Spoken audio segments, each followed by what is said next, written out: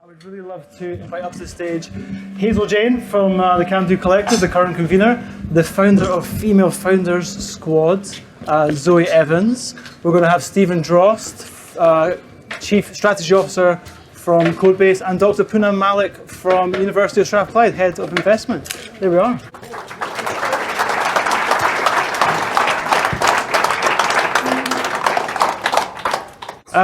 We'll get a slide up on the screen with our Slido, just 1 second, and we do encourage everyone here. Gosh, we're low down here, aren't we? Yeah. Goodness me.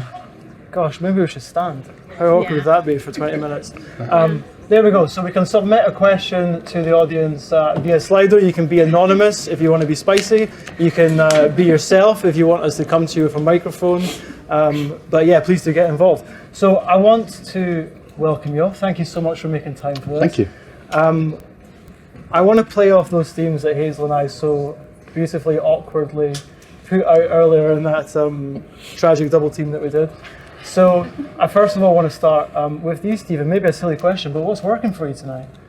Well, there's an obvious answer to that question. But genuinely, I want to get across that we are a mixture of grateful and excited. So that's really working for us. It was a trip to be here, and it's been a long journey, and I know a lot of people, put in their bids, so it was a difficult thing. But just want to signal that we're super grateful and really excited, and we just want to work with everyone. So that's the big message we want to get across. Hopefully, we've been working with a bunch of partners already for a long time, and we just want to do more of that. You're going to be busy tonight then if you open up that partnership offer. Yeah, but it's there. We've got our head of partnerships, Yasmin's over there. So I'm just passing it on to Yasmin. But genuinely, that's the kind of stuff we want to get across. As Mark said, this is very much a kind of platform. It's the lower part of the stack. Lots of stuff can be built on top of it. And we're really excited about some of the things we're working on and making a bunch of announcements there. So. Good man. 2 years, 4 months waiting for this about, was it? You were not supposed to say that out loud. It's been a long journey, and the team. It's so great to see so many of the team from CodeBase here today. Everyone, really contributed and helped so much. So it's been a while coming. It's been tough times for everyone. I think everyone did this game with a bunch of people, and the bit that's not working is like COVID and all the challenges, and the bit that's working is that we're finally coming together. I think that's the kind of tenor that I've heard from a bunch of people. And so, yeah, we're just really excited. We're energized. We just want to, have a really good go at this. And we can't do it ourselves. So, yeah. And I'm glad you said that. It transitions nicely to this thought about the different kind of silos and communities and representatives that we have in the room, from public sector, private sector, even some third sector, founders, people representing investment. We've all these different silos, and they've all got their own agenda, right, guys? And we've all worked in this ecosystem long enough to know, yes, we've got an agenda, but we're such a small country that we cannot not collaborate. So how do we build trust between these different silos to really help to put Scotland on the map? I'm going to pass it down the line to Poonam. Easy question, is it?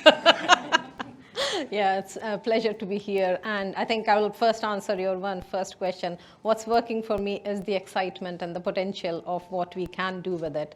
And seeing this room, how diverse it is, most from the different types of diversity. I will not start with gender or ethnicity, but even the groupings that are here, private sector, public sector, agencies, startups, and academia. I think that's the potential. That is what we need for this true collaboration.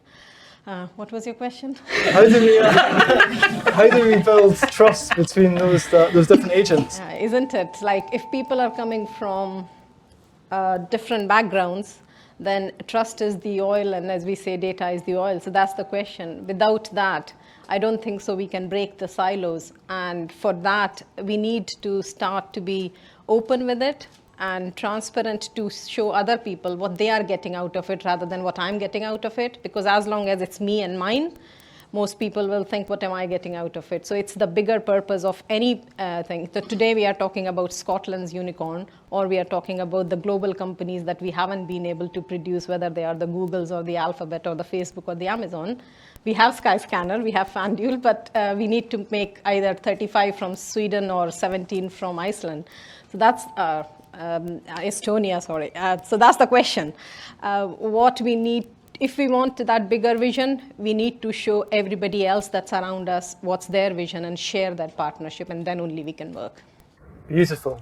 Right, Hazel, try and top that, because you are the current convener of the Scotland Can Do Collective. For the uninitiated in the room, that is a group of business support representatives that talk shop, compare notes, best practice, and try to get their heads together to essentially empower the people who are their beneficiaries, right? The founders.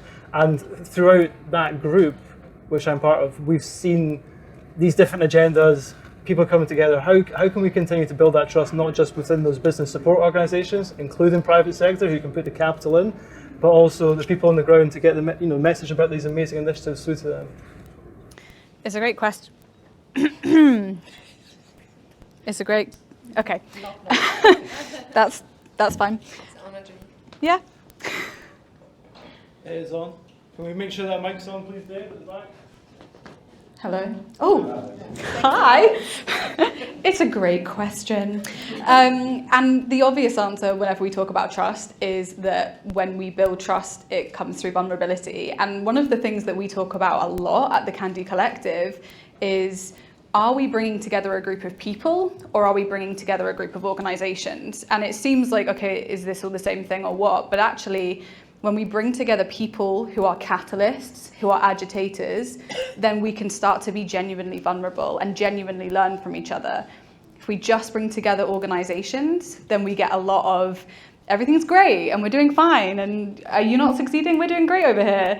And so we have to kind of break that down a little bit, and especially because the game has changed, right? So we've had COVID, we've had Brexit, we have all of these new challenges that we can't even pretend like we know what we're doing. We can't pretend that we have all the answers. So the only way that we can build trust with each other is by being vulnerable. And I don't know if we're that good at it yet. Like, I think there are people who bring that energy, but it's really difficult to go into a business meeting or a collection of organizations coming together and say, we're not totally sure how we're handling this, especially if you're all part of the same funding pot and you have to be seen to be hitting key metrics. It's really difficult then to say, we're not totally sure how this works, but that is how we can break that down and hopefully get to that next level and level up collectively and do better. So, can I add a point to that? The trust is really important, because we need to stop being worried of failure. I think the biggest problem is that when everybody is watching their back and they are not free, that okay, failure is learning rather than anything else. I think that might be the time when we'll be that vulnerable. Well, that's interesting, because that's a kind of global mindset thing, right? It's something that we're kind of stifled by somewhat maybe here in Scotland, by what we can achieve with the resources and the capital we have in Scotland. Zoe, you're building Female Founders Squad. It's a global community of female and underrepresented founders. How have you managed to kind of bolster that trust within that and to help create new opportunities for those who maybe have been passed over in the past? Yeah. Female Founder Squad was created with the sole mission to support and elevate female and non-binary founders. And building community is hard. It's difficult because you have to have that element of trust. And I like to always say that I grow Female Founder Squad at the speed of trust. But the underlying principle with any community building, other than transparency, is purpose. If you have a joint purpose and everyone is on board to achieve that purpose, then it will be a far easier community to build, and the ecosystem is just a larger entity of community in that aspect. So I would say purpose and transparency are so important. But for the Female Founder Squad, could you believe the First Minister actually mentioned it in her speech? I nearly fell off my chair. But anyway, that's a side note. It's just one of these. It's been a movement really, and there is this growing movement now, and it's great to hear that it's being acknowledged within the transformation and the strategies that are going on in Scotland. Yeah, and diversity and representation, not just buzzwords. Stephen, we were talking earlier about how the tech scalers strategy now will be diverse and inclusive by default. What does that look like practically? So they're just really, really big challenges, and we've decided, like in our vision piece for the bid to become the tech scaler, we sort of codified that we would use affirmative action. We would default on helping underrepresented groups come in first, and I think we just need that. The numbers are so skewed that anything we can do to change that, we're doing. Again, for us, the way to make that actually happen is through partnership. Some of our partners are here tonight. And, you know, I think there's almost a kind of sociological challenge that tech has kind of denuded.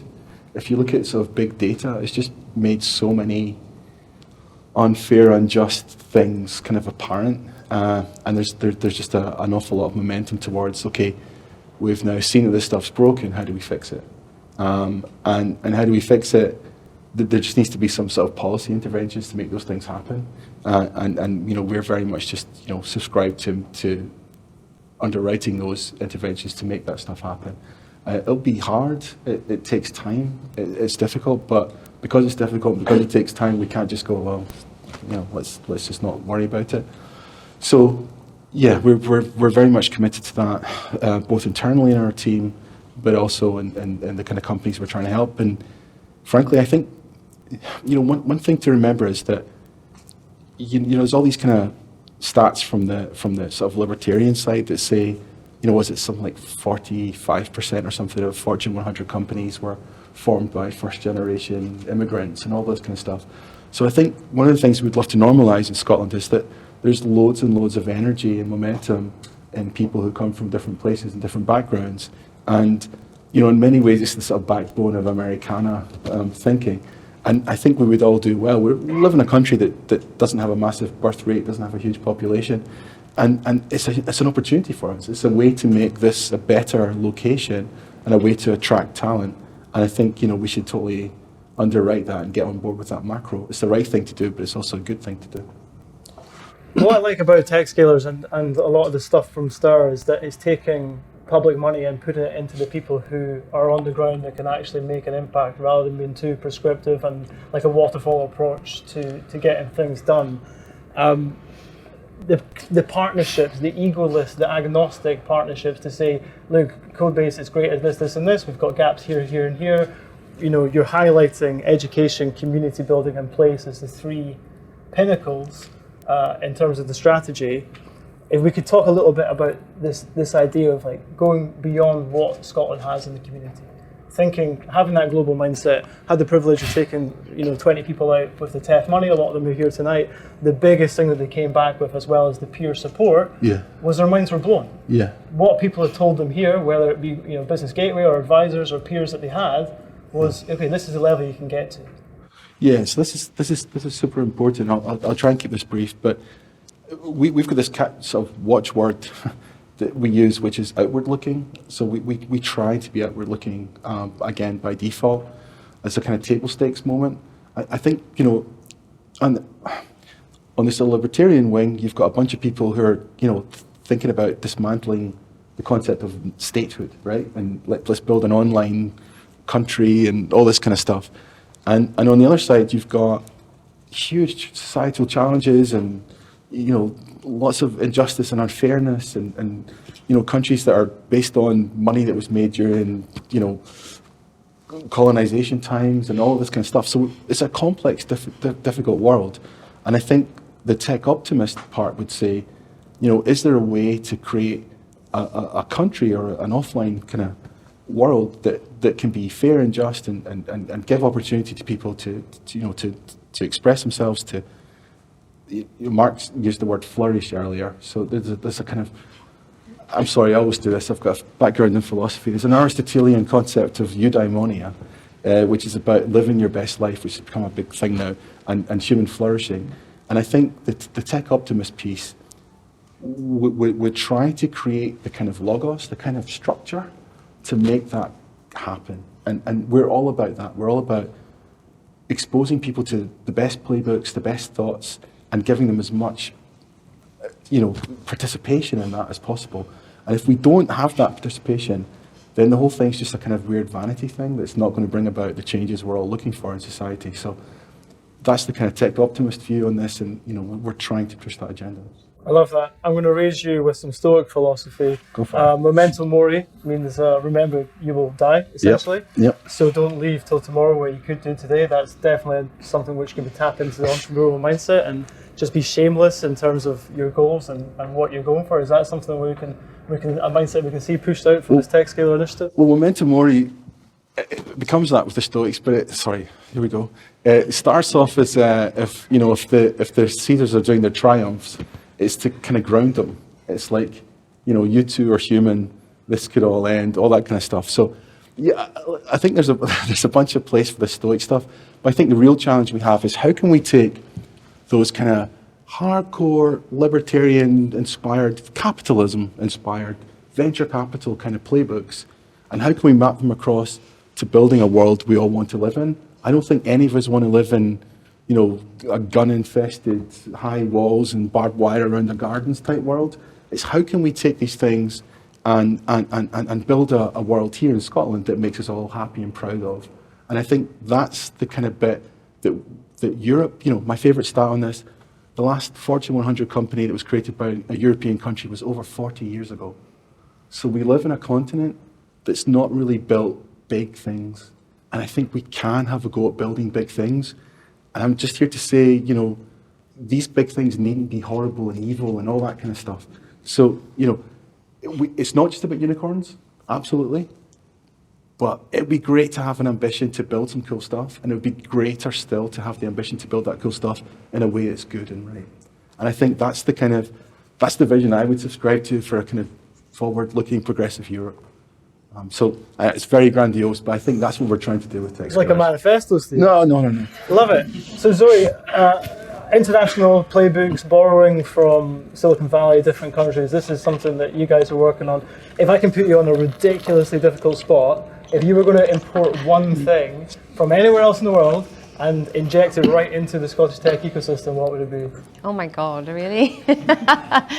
Say something in Latin first. Yeah, I know, right? It's something philosophical. That's really on the spot. If I was going to import one thing from anywhere in the world and put it into the Scottish tech ecosystem, one thing that I really follow well is the sort of gender finance gap that exists in tech. We all know about it, we've heard about it, and it's huge, and actually growing and growing and growing, unfortunately. So it was great tonight to actually speak here and hear Mark and First Minister speak about the opportunities that could come arise to address that. So I would say there's an organisation called Always that I follow really well and help out and mentor sometimes. They are a really great model, and they've brought together founders, funders, and allies through public-private, and they're a non-profit.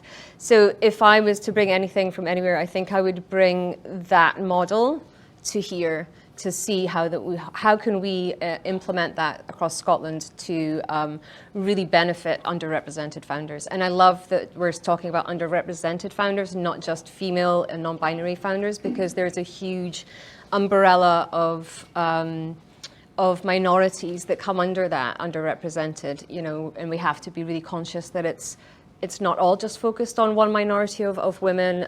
It's founders of ethnicity, LGBTQ, non-binary, all of that. So I would do that. I think I would take that model over here and see how we could implement that here. Love that. Poonam, this is your bag, Head of Investments at University of Strathclyde. Would you like to comment on this? Obviously, you've done a lot of work in governance, on the board of Scottish Enterprise, supporting underrepresented people and getting the capital to catapult people. Not too much alliteration there. Give me your thoughts on this. I think absolutely love that. I mean, if we were talking about that, why Europe hasn't produced and America is doing, one of the things was Americans started with nothing and they adopted everything that was great. So the question is that if an idea is great, if it has legs, if it has potential, we can adopt it and run with it. That would be it. Doesn't matter what color, race, gender or sexual orientation they wish to do, if they have the potential. And I think America is built on it because everybody is American and they don't inherit or originally come from. If we can adopt that mindset and not look at people, because internationally also, which is why I said that it is very important for people to travel, even for fun or for family or whatever. When you go out, you learn, you become not only very sort of receptive to other people's opinion, but you open up and listen positively. And that people who are internationally, you mentioned about our universities are filled with talents that is coming here. Can we make use of it? We, on one hand, we say population dwindling. On one hand, we say we can't have people for companies. They're looking for talent. Why don't we open up? I know that this is not Scottish government's hands that we can open up our migration policy, but we can certainly adopt and invest in these companies and give them people, whether they are wanting to work in companies or whether they want to grow companies. I think that would be the way. Hazel, I want to take you back to when you were working at Tech Nation, speaking to tech founders and encouraging to tap into the, at the time, free support. There's bodies like that. Barclays have got a great example of this, that have a huge list of investors in their network, and they essentially need startups to go into that funnel and fill their pipeline. Do you feel that in Scotland, because we've got a smaller VC pool, and I know some of them are here tonight, I want to give them credit for being excellent, but do you think there's danger that we put these guys on pedestals and we don't see them as people that need startups to do their job, to manage other people's money? Another heavy question, I'm sorry. It is a bit. I think it's tricky because there's a fair amount of negative press surrounding the Scottish funding ecosystem, and some of it is well deserved.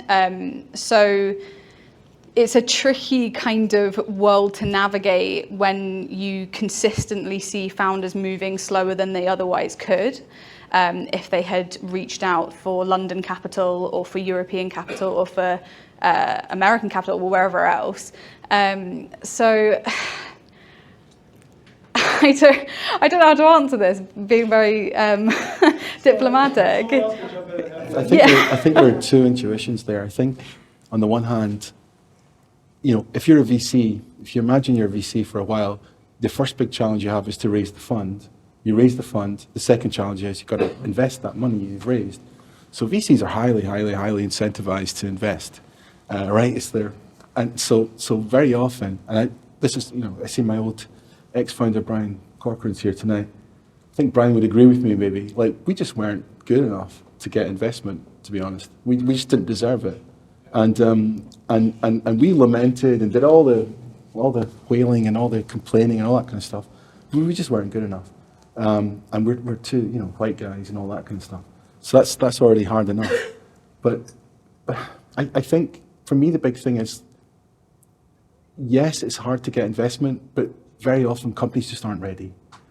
It sounds brutal and horrible, and I think the way to get ready is you've got to kind of educate those opportunities into existence, right? You've got to, all too often the describing market sizes and all that kind of stuff's not well done, and so there's a collective kind of learning that a bunch of startups have to go through together.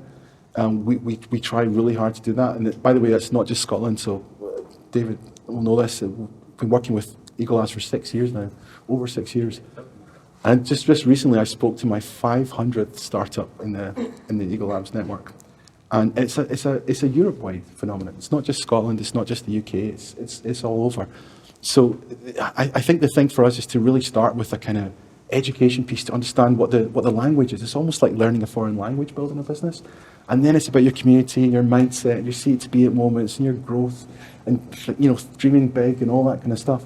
I think that's why it's so hard maybe to answer that question. It's really difficult. I don't want to, damn VCs. I also don't want to, I'm not an apologist for VCs. There's a bunch of stuff that's not great there either. But I think we need to create more stuff. We need to just, the big thing for us is the custodians of TechScaler is we just want to create more and more startups. And there's a Darwinian aspect to that, like a bunch of stuff won't work out, a bunch of stuff will be really hard and etc. But the idea is to fail fast and go again. Again, I look at Brian standing in the background there. I always say you had 2 startups, one failed, one succeeded. The one that failed took 5 years to fail, Brian, and I say I wish it had taken 3. 2, yeah. And that's me, right? So vulnerable as hell, couldn't do it, messed it up. But honestly, the investors, the angels and stuff locally, they also didn't know what they were doing. No way.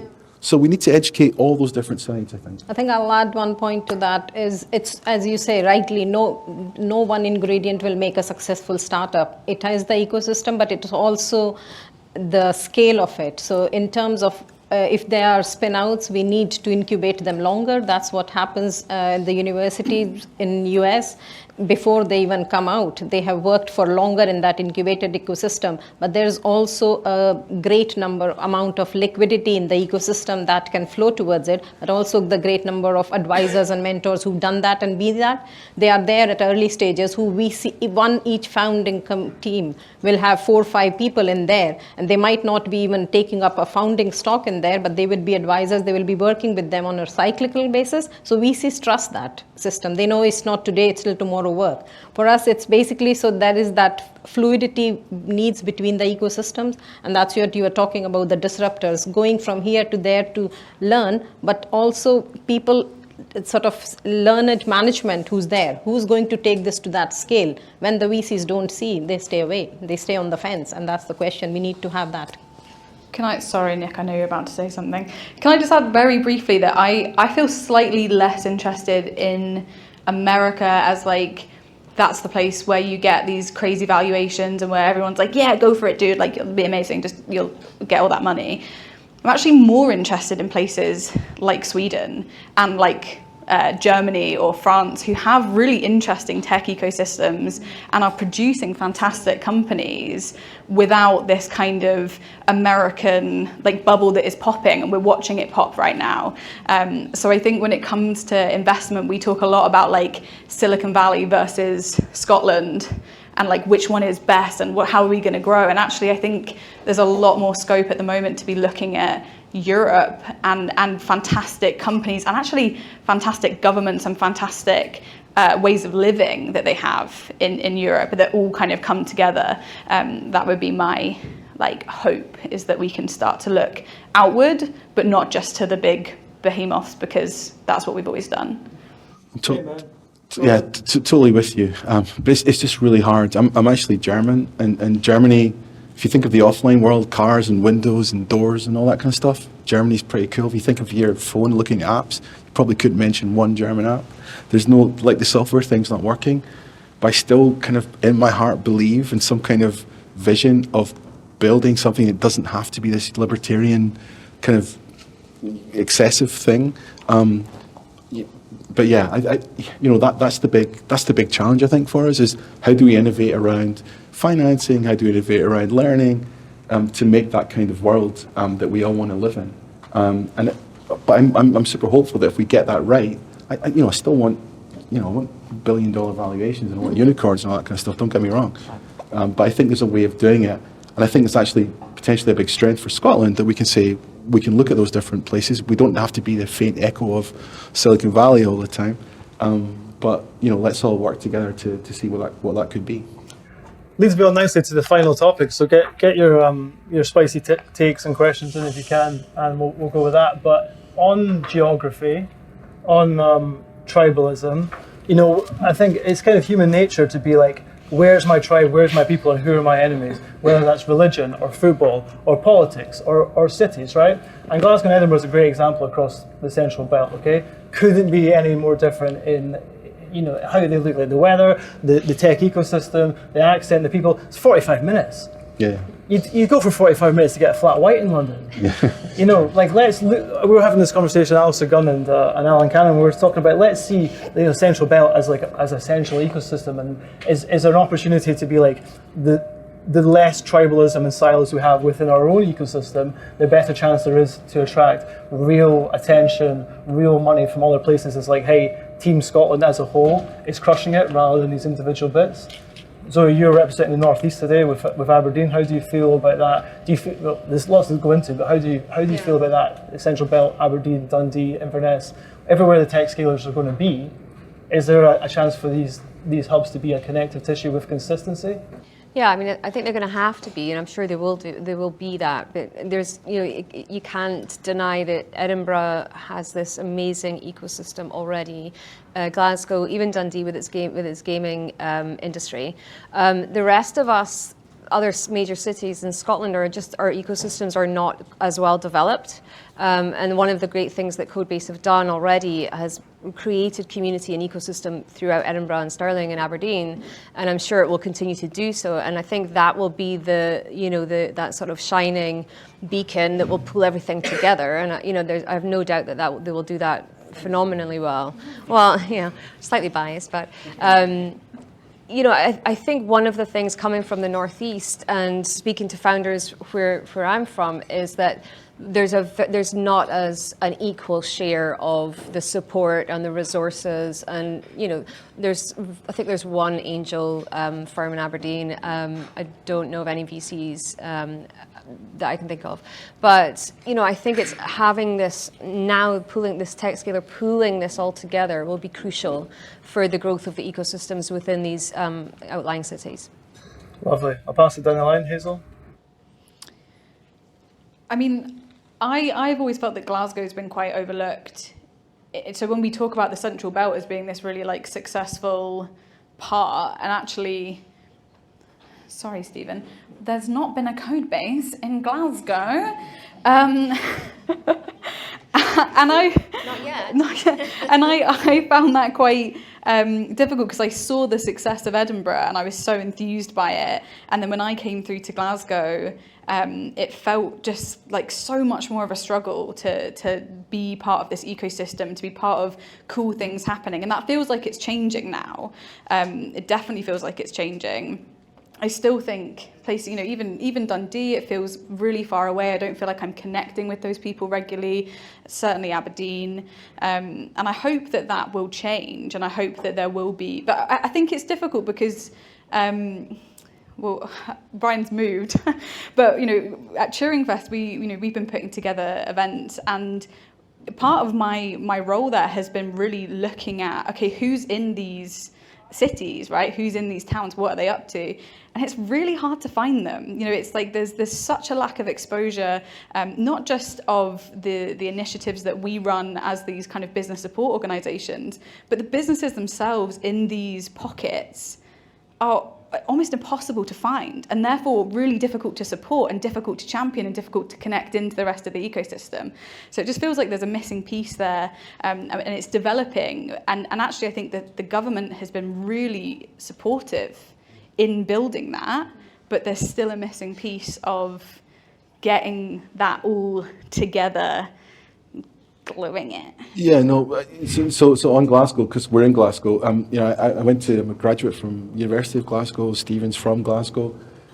Glasgow's super close to our heart. We've honestly tried. It's just been so difficult. There's a bunch of faces here today of people who know how hard we've tried.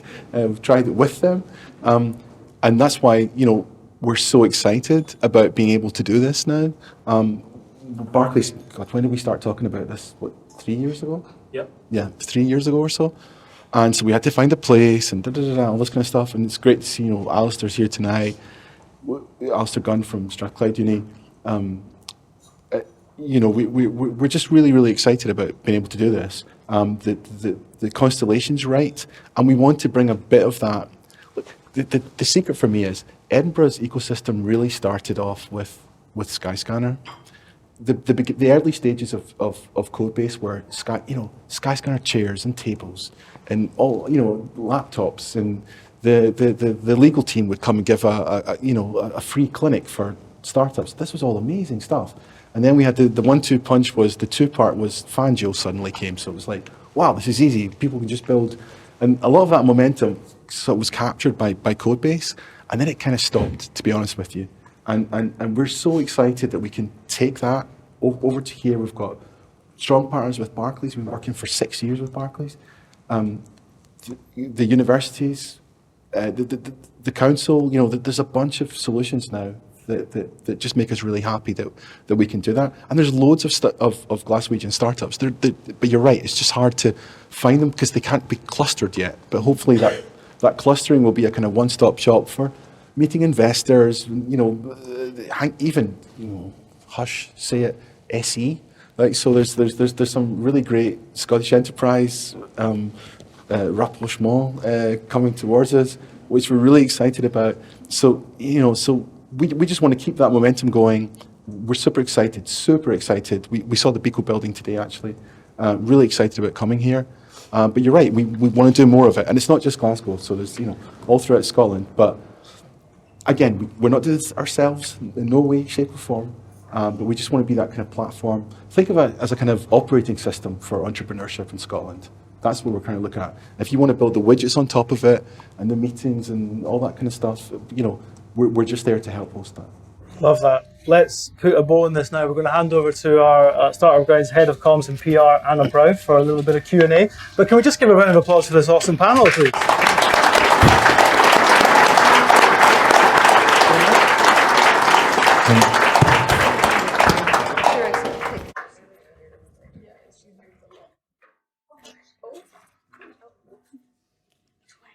I'm just going to hold this, everyone. I'm so sorry. All right, thank you so much, Nick. And yeah, to those who don't know me, I'm Anna Brow, also part of the Startup Grind Scotland team. And thank you so much, everyone, for the fantastic panel. We have lots of questions here from the audience, and unfortunately not enough time to get through all of them. So I hope you all don't mind. I will just be choosing a few of the top-rated ones for tonight. The first one actually bounces off fantastically from what you were just talking about, Stephen. This idea around collaboration, I wanted to come back to that for one of our questions. And as Mark said earlier this evening, CodeBase really are the custodians of text scalers. It belongs to the ecosystem. And so I wanted to hear from you about what are the plans from CodeBase to ensure that there is that deep sense of collaboration, that it is carried through by the ecosystem. Yeah, so I hope, I know these things are always hard, but I hope there's enough people here tonight who'll know, or tonight's night, this evening, who can vouch for the fact that we do try to partner and always have. It's just been tough, because we've been scrapping about. Most people are scrapping about. Too often, people see things as zero-sum games, and we've maybe been a little bit guilty of that as well. Having said that, though, we really have tried to partner within our possibilities. There's also been a scope question. But going forward, we want to open that up. It's an invitation to everyone here this evening to ensure that it's still going to happen. I don't know. That's a kind of org chart question, really, to be honest, and something we've put together to make sure that it's one of our key kind of moments. The furthest thing from our hearts is that we want to own this sort of full stack institution. For years I've been pitching CodeBase as a missing institution, so-called. The big kind of startups will all love this. That moment when you finally understand who the hell your customer is. And for us it was like this sort of, our customer is actually the city we're in. All right, that was the thing. Like we create a source center of gravity. We bring all these startups together. You can't make tons of money renting space to startups. They don't have a lot of money. What we're trying to do now is we're trying to set ourselves up in a way that we can offer, good space to people, offer the educational stuff, offer people a pathway forward, and that's the core business of what we're trying to do. So where you sit on that pathway, we've got zero interest in providing that. We've got loads of interest in pointing at you and saying, hey, if you want to be in that part of the journey, off you go. Here's a bunch of startups who are looking for help. That's just our that's our vision for what TechScaler is. To guard against it, we just have to keep ourselves honest. Thanks, Stephen. And another question here, which I will direct to Poonam. How do you think that we can address the lack of early stage investment in Scotland? And we're talking sub 350,000. That's an interesting point, because that was the range we used to think it's very easy to raise in Scotland, and only that you can raise, and anything above 500, 750 was very difficult. I think last 2 or 3 years the momentum has shifted, and Scotland's range of early raise has become from 1 to 1.5 million. So there certainly has appeared the gap of very early stage when what people used to call friends and family round, you've done it, and now. So interestingly enough, internally we've been talking about, so there are, because even angel groups have moved towards the 500 range now, and you are talking about 250. So there are one or two, like in Glasgow, there is Gabriel who still operate in that 150 range. But in terms of the universities and Royal Society of Edinburgh, we've been talking about quite some time about the Scotland Innovation Fund, which actually will operate collectively in that range. And this has been a discussion because Scottish Enterprise has been great, but the investing model is co-investment. So you need to get private investors coming on board to be able to take that early stage risk.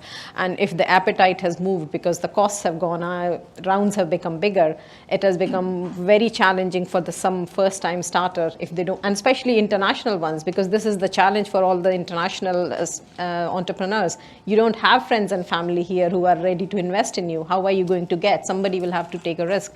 So the solution, one of the ones that we are talking about is this Scotland Innovation Fund, potentially with the fund manager and with the agencies and partners collaborating in it. The other one is, again, we used to say angels are sort of Scotland's big strength, but not every tech company can take advantage of that depending on how much money you need. So you just have to think of a different model for that. Thanks, Poonam. And I'm going to throw it back to Stephen again with related questions. How do you plan to attract investors to the companies based in the tech scalers?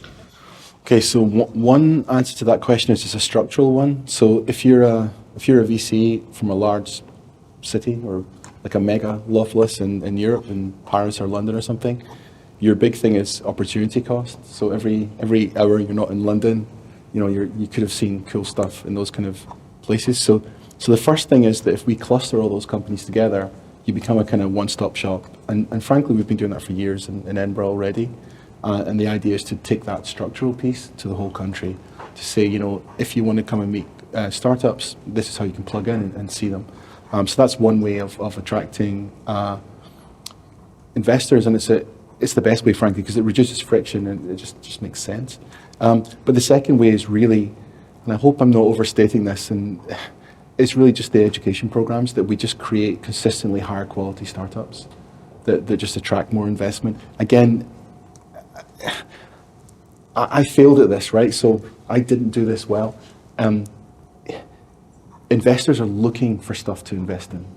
They just are, and there's a moment of delusion if you don't sort of step on board with that. They're looking for stuff. So our main thing is just to get people investor ready, and it's not about corporate hygiene and working out what your pitch deck is and all that kind of stuff. It's just about understanding that kind of language about how to describe what you're doing, what product market fit is, and all these kind of things.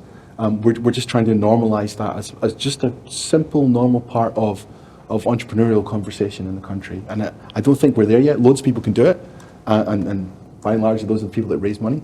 And yes, there's absolutely still, not enough female founders, not enough diverse folk. Absolutely true.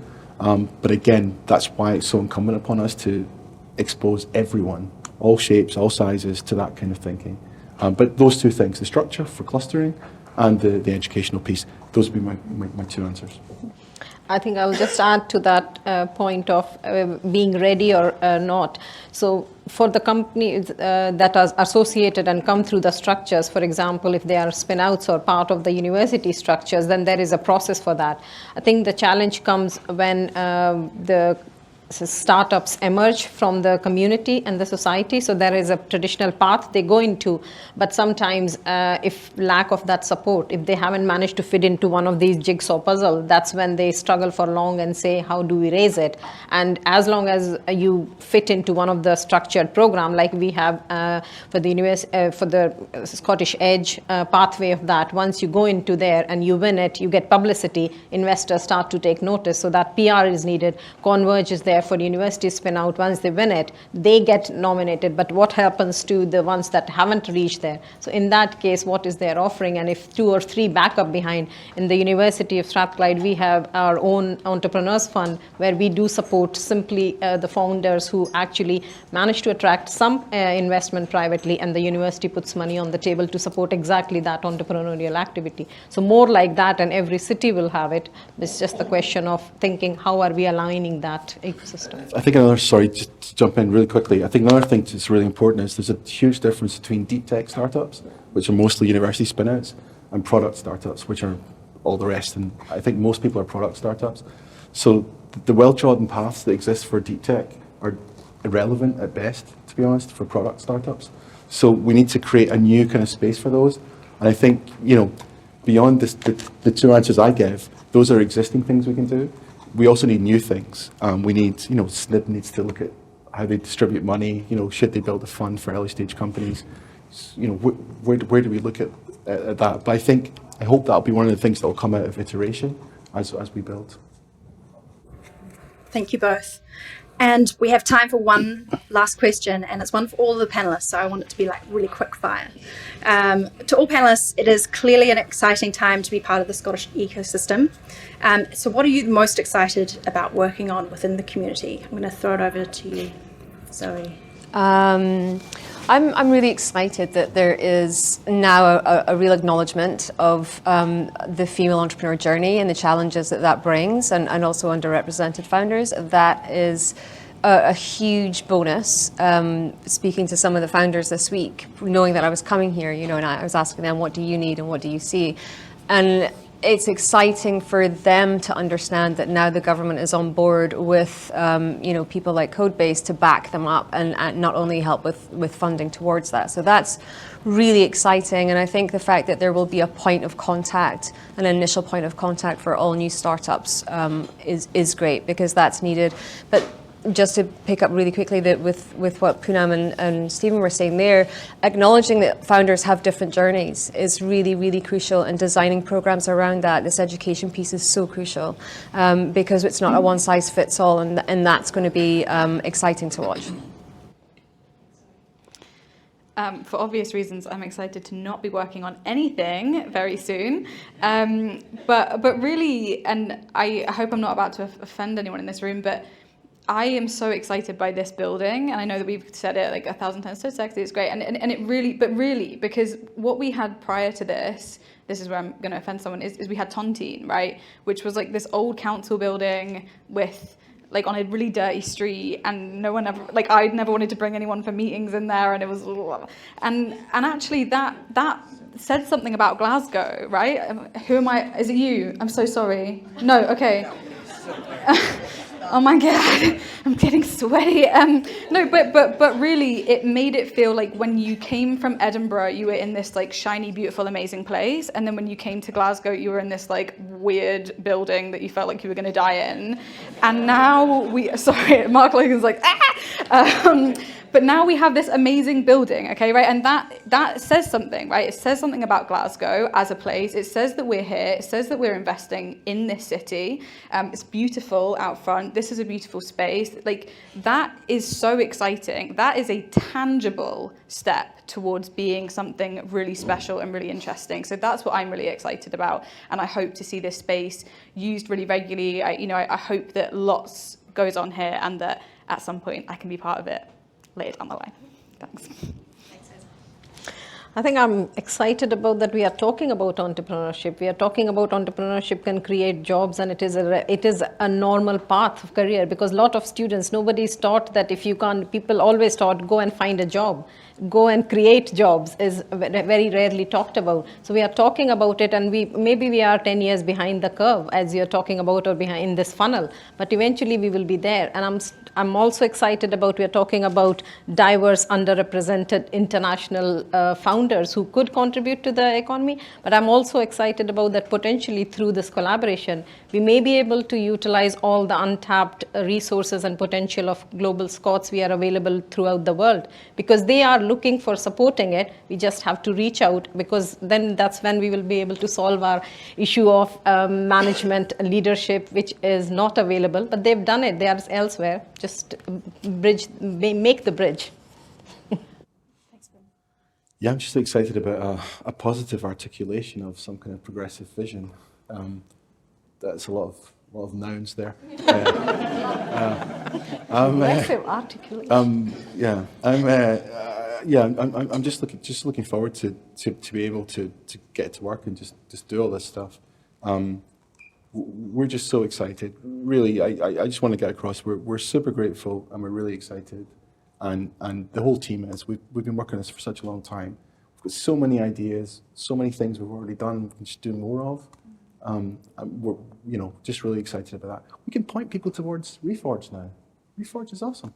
Reforge is the best thing on the planet, and there was like 3 people in the UK who've done the course, something like that. It's genuinely. So if you're building a startup now and you're getting to a certain place, we'll be able to point you to the best thing in the world, not just to learn stuff, but also cohort up, meet other people who are at that level, normalize what a conversation with a bigger investor is, all that kind of stuff. Super excited about that.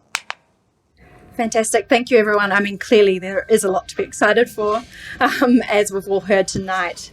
And so finally, one big loud round of applause for our fantastic panel.